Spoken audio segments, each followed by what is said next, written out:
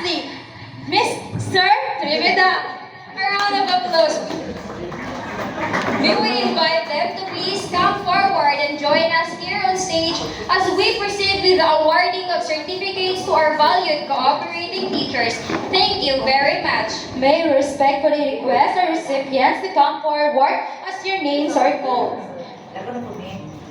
Certificate of recognition is proudly presented to Sir Raymar B. Kaibot for having served as a research teacher for FS1 and FS2.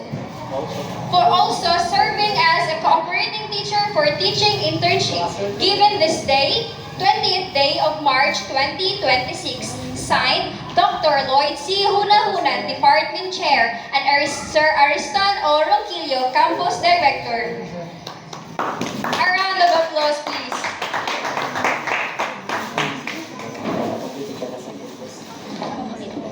With the same certificate of recognition is proudly presented to Reka C. Sulyoso.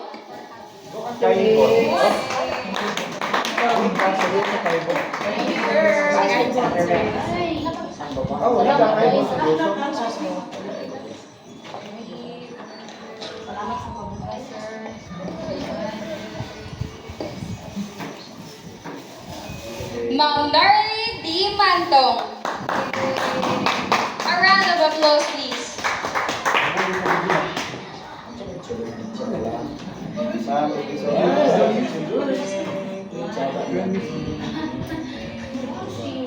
With the same certificate, Ma'am Genevieve A. Cambarihan. A big warm of applause, please.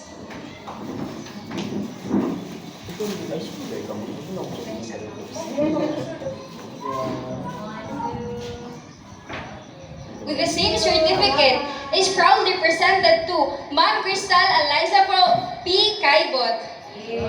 Asa man ang kwan? Paris. Pouch. Ay, archery. Ay, kung bilig sa estaon, anak na.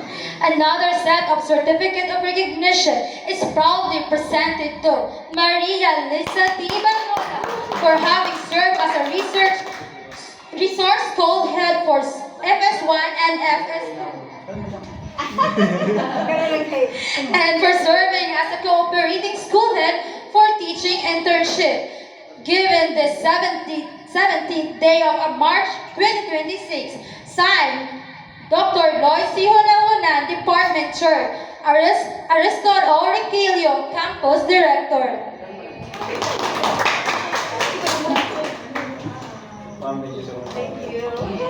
Once again, let us give them a round of applause for dedication and commitment in shaping future educators.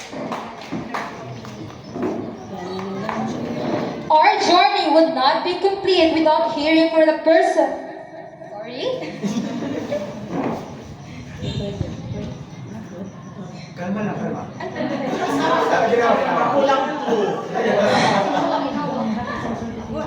Our journey would not be complete without hearing from the person who leads the institution and supports the growth of every learner and educator. To share her impression and message, we will call on our respected and dynamic school head, Ma'am Maria Liza T. Bandola. A warm beat of applause, please.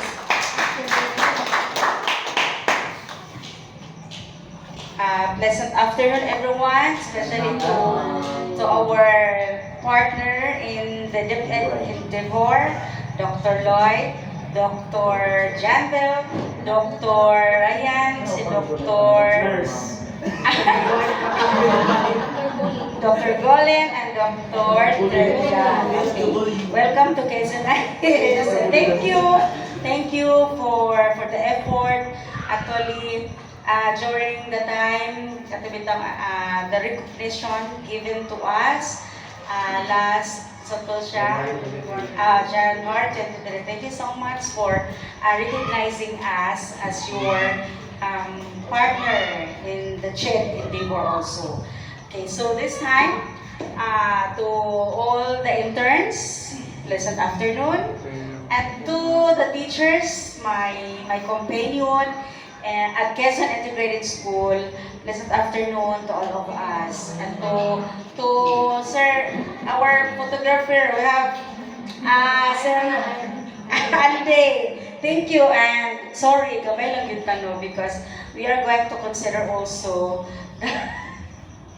Sorry guys, kaya actually ako gid sila istorya nga, guys, you have to limit because I know financial struggle ka karon, so never mind about the snacks, never mind of the foods, kay makasabot ra gyud. Ako gid sila gi-remind answer. So by the way, it is with great pride and appreciation that we congratulate the interns from the Northeastern Mindanao State University, Tacbina Campus for successfully completing their internship at Quezon Integrated School for the school year 2025-2026. Congratulations, our dear interns. Mga puutan kaayo mo.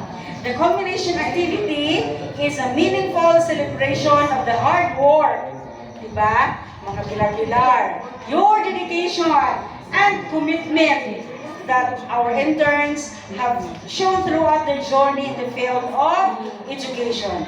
During their stay in our school, they demonstrated enthusiasm in teaching, actually, willingness to learn, because whatever recommendations made by their cities and even by myself, grabe willing and open din kayo sila mo accept sa mga kanabitang this is what you are going to do, please do this and do that.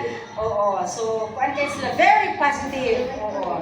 And then they really has contributed positively to the teaching learning process and has provided valuable support to our teachers, to their co-interns, and to the students also.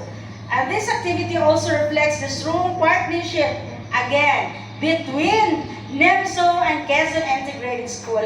Super happy ko because that's one way of shaping future to the future educators who are competent like you, our dear interns, are responsible and very compassionate. The experience is gained by the interns inside the classroom and within the school community because we all really expose them to linkaging, so they know how to linkage already. Like when we have our mga programs in schools, kabalo na kaagad sila. And then will surely guide them as they pursue their profession as future teachers. Congratulations in advance. And we commend all the interns for their perseverance and dedication. Kaya sa gabi na, still, mas talay trabahoon. Munong yun sila sa mga trabahoon. And then, may the lessons, experiences, and memories they gain from this internship inspire them to continue striving for excellence in the noble profession of teaching. Again, congratulations and best wishes for your future endeavors. Thank you again, and hope to see you in Quezon having your item. Congratulations. I know, we will all claim this, that all of you will really pass the teacher's professional examination. 100%. I know that. Okay. Congratulations again sa mga names sa partners na tayo, Sir Lord. Thank you po, Sir Lord, because kanang life for me is very bare without partner. Naanak ko ko bisan pag sa kakapoy basta partner, ganahan jud ko magikuan, di ba? Because ang ato mismo lang pag wala partner, rakit kada lang. Ora siya okay na. Malay na ilihok, di ba? Oo. Pero di na po naman ka, impression na kita ko. Thank you so much, Sir Lloyd. Thank you very much, Ma'am Bandola, for those insightful and inspiring words. Another